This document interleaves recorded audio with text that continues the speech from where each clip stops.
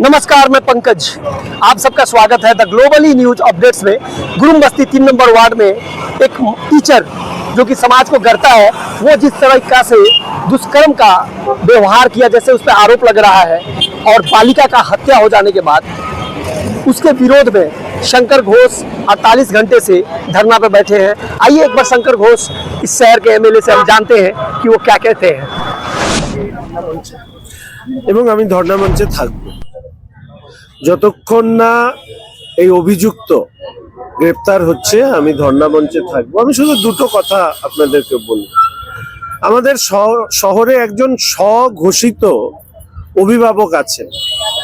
তো স্বঘোষিত অভিভাবক তিনি ঘটনা ঘটার প্রায়, আমি জানি না, হিসেব করে দেখতে হবে, 36 ঘন্টা পরে ওখানে উপস্থিত হয়ে ফোন করে তিনি কাজ সেরেছেন। এবং আমি যতদূর শুনেছি যে সাংসদ আসবে শুনে তিনি ওখানে উপস্থিত হয়েছিলেন। এই স্বঘোষিত অভিভাবক সন্তানের মৃত্যু হওয়ার পরে মায়ের আকুতি শুনতে 36 ঘন্টা নিয়েছেন। তার হাতে কি শহর নিরাপদ? এই প্রশ্ন আমার থাকলো। দ্বিতীয়ত হচ্ছে, আজকে রাজ্যের মাননীয় মুখ্যমন্ত্রী এসছেন। তিনি আমাদের শহর সংলগ্ন বিধানসভায় মানুষের কাছে ভোট চাইতে এসছেন এবং এই ঘটনা নিয়ে একটি শব্দ উচ্চারণ করেননি।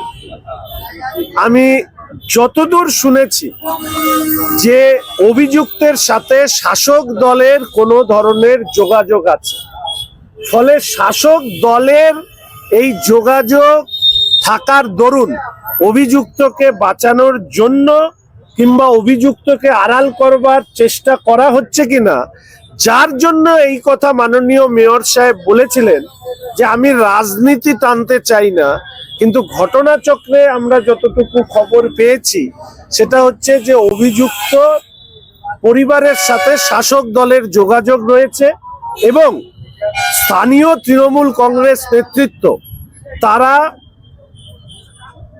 যে বাচ্চা আত্মঘাতী হয়েছে সেই আত্মঘাতী বাচ্চাটির পরিবারকে শেষ কাজটুকু করার সময় পর্যন্ত দেয়নি পুলিশকে নির্দেশ দেওয়ার মধ্য দিয়ে। ফলে একরাশ ঘৃণা থাকলো তাদের প্রতি এবং এর থেকে প্রমাণিত এই রাজ্যে মহিলারা সুরক্ষিত নয়। রাজ্যের মহিলা মুখ্যমন্ত্রীর আমলে এবং রাজ্যের আমাদের শহরের যিনি অভিভাবক, তার সন্তান, মাহারা সন্তানের আকুতি শুনতে 36 ঘন্টা বা সেই সময় লেগে গিয়েছে।